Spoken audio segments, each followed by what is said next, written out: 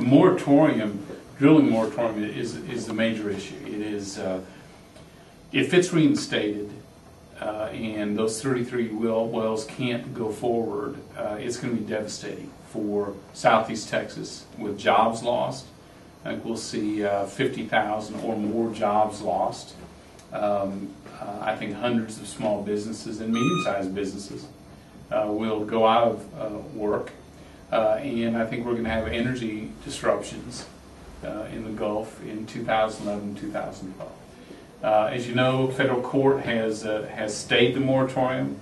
The hearings start tomorrow on it in New Orleans, but the problem is, even though the moratorium has been lifted, it's still continuing. The federal government is not granting permits to drill in the shallow waters, and companies aren't confident they can go forward with exploration in the deep waters. And so the impact is that rigs are already moving overseas, jobs are going with them. We're seeing companies struggle to keep their workforce. In fact, they're laying off a number of them because there's so many vendors, so many suppliers throughout the region that are tied to deep water drilling. And our argument to the White House is that this oil spill has been devastating environmentally to the coast. Don't make it worse and make it an economic disaster by continuing this moratorium or reinstating it. Because we're going to see job losses upon job losses upon job losses. And in some cases, if it continues for a lengthy period beyond the 6 months, we're going to see the energy infrastructure in our region disappear. It's going to go to Brazil, West Africa, the Middle East, and it's not going to come back anytime soon. So this is a serious issue for our region. I'm convinced that we can drill safely and securely, protect those jobs, and keep the energy, American-made energy coming. But we need a smart approach than what's going on in Washington right now. And part of our challenge is educating lawmakers from other parts of this country about how devastating this moratorium already is and will be, and to convince them there's a smarter way to tackle this problem. And I always note that the same Gulf Coast states that have been hit by the oil spill are the ones who say, don't hit us with this moratorium. Don't take away our jobs. Keep the drilling. It's safe.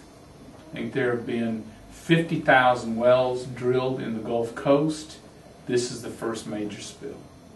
Worldwide, in deep waters, there's been 14,000 deep water wells.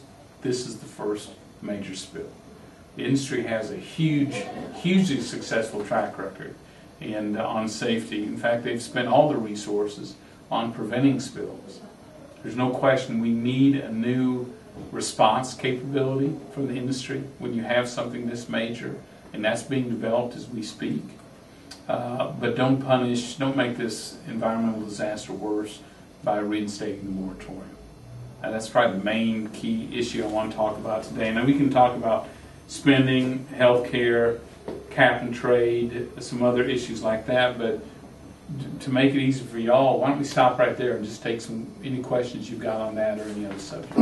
So got a lot of questions here. What has been the main reservation of Washington? I mean, I know that there's always a political side, and there's also the temperature that I've been reading is that the moratorium was more because they were not convinced that if this does happen again, that they could safely be able to cap a well that deep. Is there any kind of, do you get a reading of that at all? Or? You know, I think part of it is political.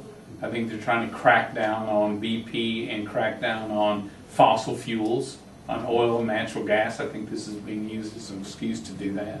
Second, I think there's ignorance. I don't think they understand how devastating this is to our economy in the U.S. and along the Gulf Coast. And then finally, you know, they are worried about, you know, if this happens again, can we respond? But in truth, this is equivalent of a 500-year flood, you know, and it is the result of a complex and unprecedented chain of human errors combined with equipment failure, all of which was preventable. And if industry standards would have been upheld, we wouldn't be in this mess right now. So I'm convinced we can drill safely and keep those jobs. Now, real quickly, we've kind of had a little bit of a showing of some of the oil on our beaches recently in the last couple of days. Have you heard about that right now? Yeah, I suspect it's an isolated incident. You know, it hitched a ride. Those balls hitched a ride on ships going through the Gulf, and in response to the oil spill, that the weather is not and the currents aren't going to bring it up on our shores. And I'm really hopeful, you know, that Galveston and other areas in southeast Texas and along South Texas doesn't lose tourism. So we're still trying to fight back from Ike. You know what I mean? Yeah. This is about the last thing we need, is for people to stay away from perfectly good beaches.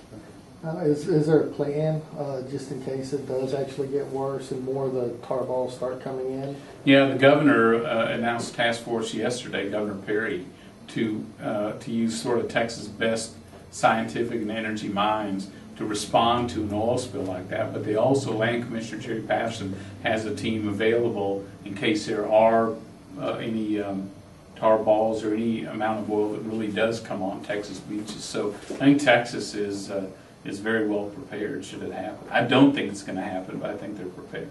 And so what are you hoping to see as far as, you know, the oil spill goes and affecting our area? Yeah, you know, I want to cap. You know, every good weather day, we're shrinking that spill. The problem is it just keeps gushing. I think the federal response has been very poor to protecting our beaches and marshes. And just like our hurricanes, I'm listening to our local officials in Louisiana, in Arkansas, Mississippi, and Florida, very frustrated with how slow the federal government's been getting them help.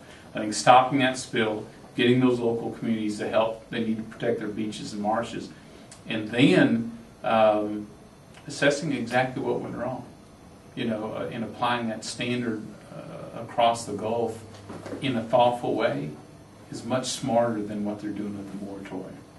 So. Again, with it's going to be with the oil coming into the beaches and stuff.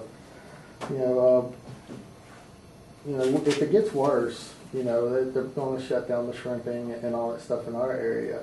Is there any kind of plans or responses planned for if that does happen? I mean, is there a worst case scenario already planned out? You know, I'd have to defer the governor's office on that one, because they'll be the first to respond, and our job will be to make sure they get the federal help that they need. You know, once they determine what they need, make sure we've got it for them.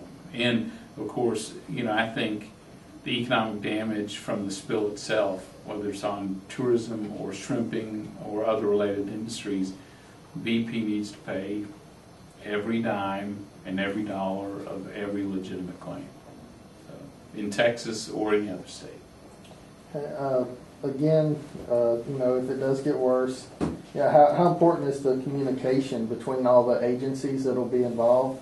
And is there anything that, you know, Congress is going to be doing to actually ensure that communication flows smoothly? Yeah, one thing we've learned from both Rita and Ike is that you've got to have the smallest link, the shortest link between our local leaders and the FEMA Coast Guard people who are making the decisions. So our first action will be to get the Coast Guard and to get the federal government on the ground in southeast Texas or with our local communities so we can solve those problems. In the past, the delays have come sending the request to Austin, sending it to Washington, eventually gets to the right agency, they respond through Austin, it gets to us. It's very frustrating. So my job will be to create a direct link between the Coast Guard, FEMA, and anyone else with our local leaders.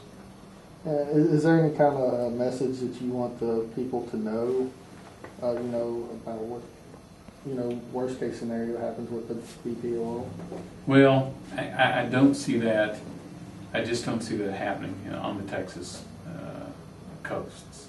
I do think the message we're trying to send to Washington and the White House is don't make this disaster worse by killing thousands of jobs and small businesses with this moratorium, because it's really the lifeblood of our economy, and it could have impacts going on for you, literally for the rest of this decade.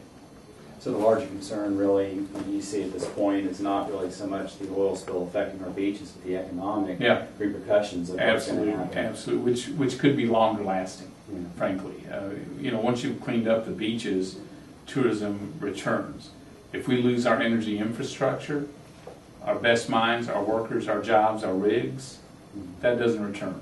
It may not for ever, because other countries it's less costly to do business there. They have less stringent environmental regulations. They can make money in other waters than the United States. So we're fighting to keep the industry here in our coast. Good question, probably. Mr. Brady, do you fear a major hurricane like a Cat 2, Cat 3 pushing us all this way? Yeah. These hurricanes take such unpredictable, routes, and we've seen the power of them, coming on shore. So, I think there is a big fear of one of them cutting right through the middle of the oil spill and disrupting the normal currents.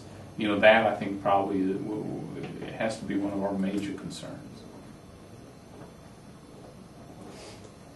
And again, if they will stop the spill, two things happen. They can shrink that spill. They stop the oil coming out. They're going to make, I think, great progress on shrinking the spill, and the ocean is remarkably effective in dispersing, spills like this. I mean, it's because it's so big, and it is able to survive very, very tough situations. So we've got, again, if they stop the oil from coming out, a lot of good things start to happen. Is there any kind of plans or anything that, to try to get BP to actually stop it instead of just trying to, keep sucking what oil they can? Yeah. And I was over at the BP Recovery Center early on and was impressed with they have the best and brightest minds from industry, science, and government in those rooms working this problem. But at the end of the day, that's such a hostile environment. At the end of the day, what they thought was their final option, those relief wells, turns out that's going to be their best option. I think they're ahead of schedule on it. Good. Rather than August, I think there's a chance they'll have that hit with completed in July. I think one of their wells is within 15 feet or so of the original well, but at this point, that's where it's the hardest, because you have to hit it dead on. My understanding, I'm not a scientist or engineer, they have to hit that pipe perfectly, and so they do this magnetic pinging back and forth, and then they inch it forward, ping again, inch it forward. So the last few feet takes the longest to get there. So and they're going to do it right. So even though they're very close, the last part's the most critical. At least that's my understanding of where they're at right now. So we also fear, in addition to moratorium, there's proposals in Washington to raise liability limits, which would mean only the big companies would be able to drill and explore in the Gulf, which would cut out a lot of our small, medium-sized businesses in Texas. There's a new agency being reconstructed that we worry will put in standards so unreasonable no one will be able to meet them to explore. There's new restrictions being proposed by lawmakers.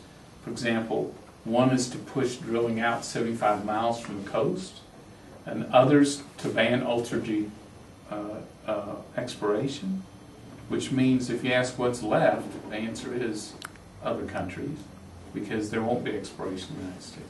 Then finally, there's a proposal by the White House to tax Texas and U.S. energy companies $38 billion.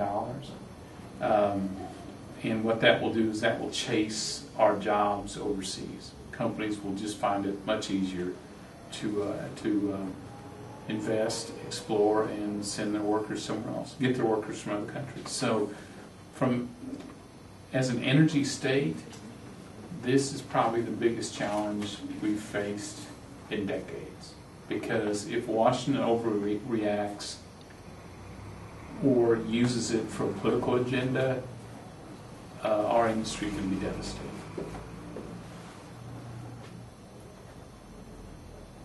What has been the overall, I guess, what is the feedback that you're getting from a lot of the industry leaders that you're talking with right now? Yeah, from one, like the public, frustration from the BP, that this was a preventable accident.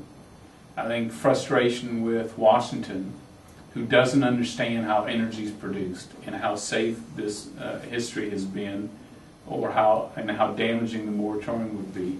But three, the industry's come up very quickly with new standards, for exploration, new ways to inspect, blowout preventers and other things, and they're helping define a new way to respond, new capabilities, new capacity to respond to a blowout like this in the future. So the industry, I've been impressed with how quickly they've rolled up their sleeves to come up with solutions, which is exactly what they ought to be doing. I was talking to an historian the other day who was talking about, in terms of the Lucas Gusher, they had no idea at the time when the Lucas Gusher went on even how to prevent something like a blowout in the first place. So it's almost sort of like when you have accidents is the only time you can advance the science as far as dealing with those kinds of situations. Do you feel like this might be a similar situation? Yeah, I think it's gonna force industry and government to up the game significantly. And not that every spill is going to be a worst case scenario, but this was the worst case scenario. It may never happen, probably will never happen again. But we have to be prepared if it does. I still think the best efforts ought to be in prevention. You know what I mean? Yeah. That's why we don't have to worry about how we clean it up if we keep it from being spilled in the first place. And by the way, Southeast Texas energy companies are leaders in prevention. I think the solution is right here on the coast.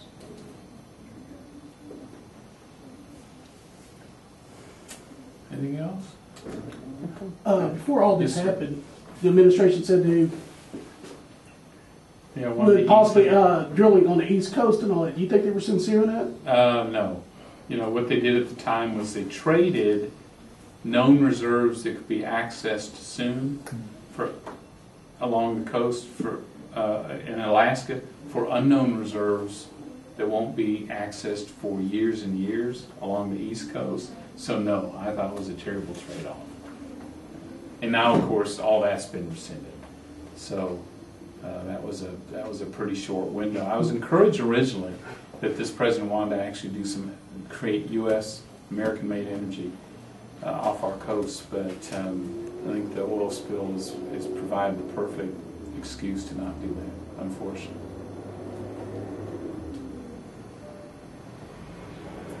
We're also facing on the jobs, from the job standpoint, cap and trade is alive and well in Washington, in the Senate, and our worry is that will further damage our refineries, paper mills, steel mills, and chemical manufacturers along in the Golden Triangle. And the EPA taking over the permitting of refineries in Texas is a huge red flag. They've really, I think, overstepped their authority, because their ability to do that was designed for states that aren't complying. And Texas is the opposite. We've reduced our ozone by 22% in the last decade. Our NOx, NOx, nitrous oxide emissions by 46%, and we've created jobs by doing it. So we're cleaning the air and creating jobs. The EPA's authority to step in and just take over the permits was never designed to this. So they've overstepped their authority. Our office is right now studying ways that we can rein the EPA in on that. We don't know the exact answer yet, but I've got my staff looking into the options of it. Is the EPA going to use this oil spill as like a big driving force to?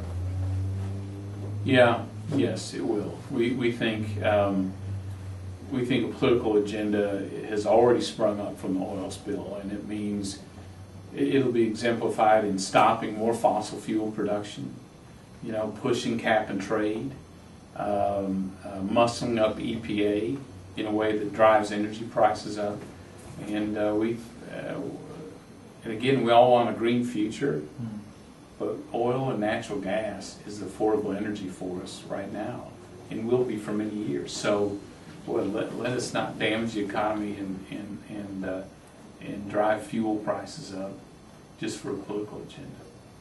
So yeah, very concerned about it. So with this accident, I guess, have you seen any push toward alternative energy sources? Yeah, Movement in that yeah, direction? there is. The taxes, the $38 billion in new taxes on U.S. and Texas energy companies, they say would help pay for renewable energy.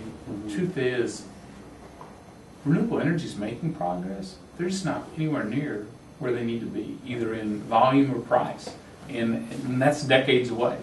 So let's not kill traditional energy and rush into that when just a good, thoughtful timetable will get us exactly where we need.